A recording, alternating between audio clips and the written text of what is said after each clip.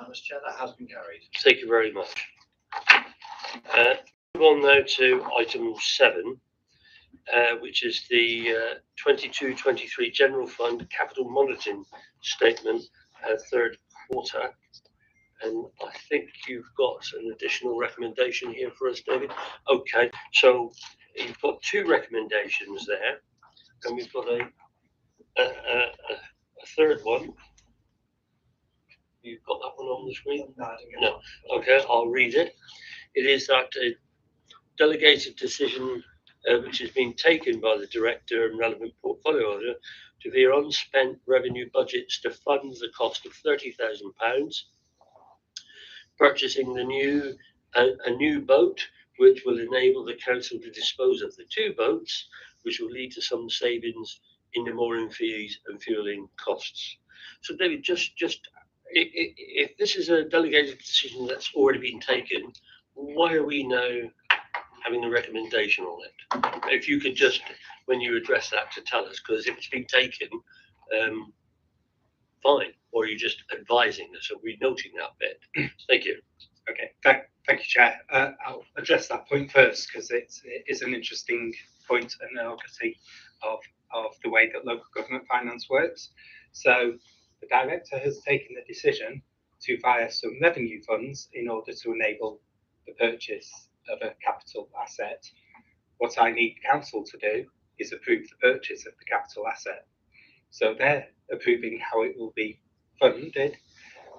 What I need council to do is prove that we actually fund it, that we actually purchase it in the first place. So it's an odyssey of the way capital and revenue works in local government. But rest assured, the funds are there, so it won't require borrowing to deliver that asset.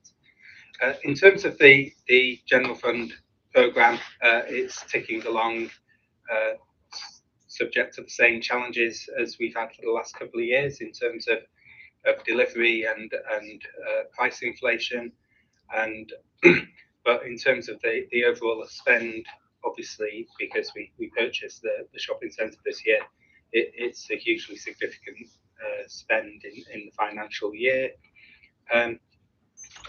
The only thing I really want to highlight to you are the additional requests for funding, of which there was the late addition of the boat. There's 3 other requests, some brownfield land release money to support the delivery of Lower Weir Road, some funds available for to improve the Cathedral Green display cases. The first one of those will be funded by grant from One Public Estate. The second one will be funded using surplus money from the Guildhall shopping centre. Third one, Topsham Museum. This is an incredibly important, from a critical health and safety point of view, request for £150,000. This will be borrowed to deliver that. But as I say, at this moment in time, there's a risk of the render failing and falling, and therefore we need to address it as a matter of urgency. So I'm happy to take any questions.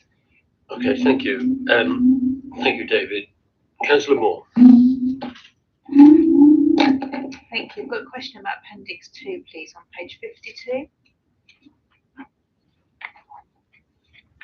Just more of a question for the portfolio holder, really, rather than yourself, Dave, I think, in terms of, at the bottom, there's a line around Exeter Quay Sellers Cliff Face.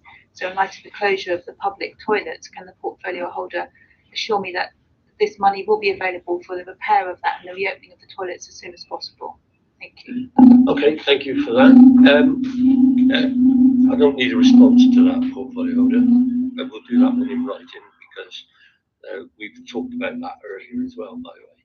So, do I have any other contributions or points that need to be raised out from the members, please? Councillor Wright. Thank you. Could I just ask a question about the Topsham Museum? 150k. Because I know that there were some estimates of costs that were quite a lot higher than that. Are you able to tell me exactly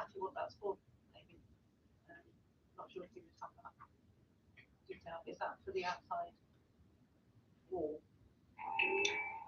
So, as I said, this is to carry out extensive rendering repairs to the front of the museum and some associated works. So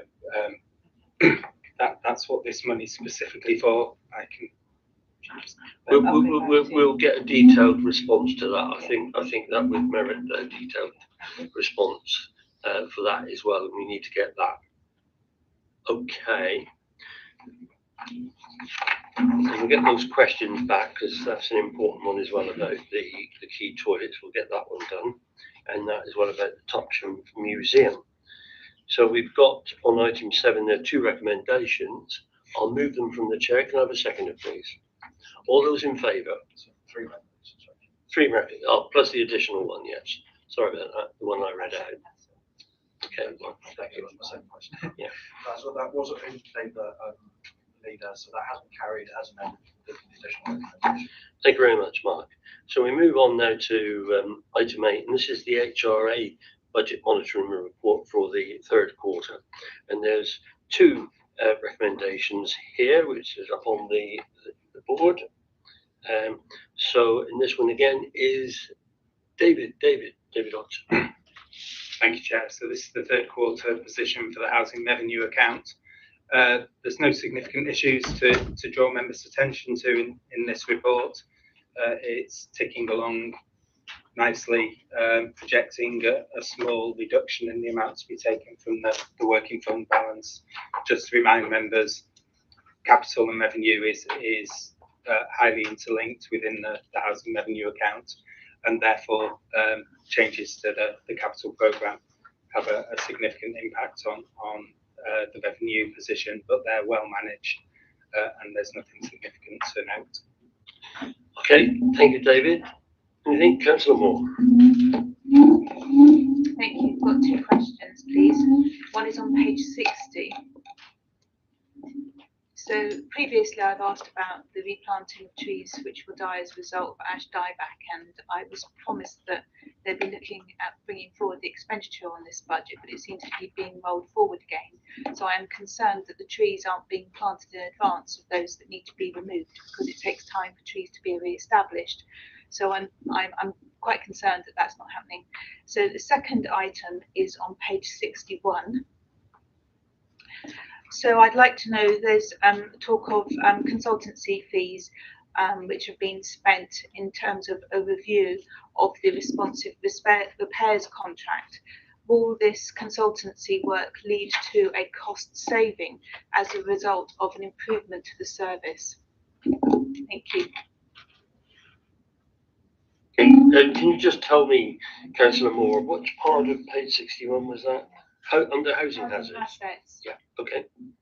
All right, thank you. We'll come back to that at some stage, because that's quite interesting, and particularly with the first one about ash dieback, just to say that this is about more a finance issue as opposed to what they're doing about it down there, but we'll try to get that back to you anyway. So I'll open it up now to the floor. Any other questions or contributions? Councillor Wright. Thank you. It's not a question, it's just a contribution.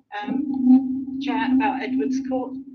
That it's just really good to see it in there. What we're providing for people in Exeter for that extra care provision in the passive house building is fabulous. So, sorry, it's not really a budget thing, but you can see the expected income isn't as much as predicted because of a delay in filling it. But it is getting there. I think the portfolio holder. Okay, thank you. Councillor Dunning. Thank you, Chair. I mean, Edwards Court is now 80% full, and we did actually keep 5 flats back for the pathway project, where people from the hospital could actually leave the hospital. So we were helping the NHS for care who didn't have care packages.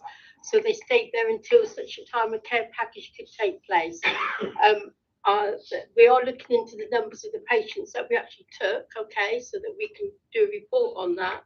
but we did actually gain a little bit of income from that as well, which will be brought forward. But as you say, those other 5 flats now will be, because the pathway project is ended, will now be let out to our social housing tenants. Thank you, Councillor Dunning. Anybody else? Okay, so we've got the 2 recommendations there, which I'm going to move from the chair. Can I have a seconder, please? All those in favour? That's unanimous, Chair, that has been carried. Thank you very much. Item 9, which is Council Tax Support Fund 2023. Councillor Denning, can you move your recommendations, please? It is recommended that council agree to the adoption of proposed policy for the application of the discretionary scheme element of the council tax support fund scheme. Thank you, Councillor Denning. And over to you.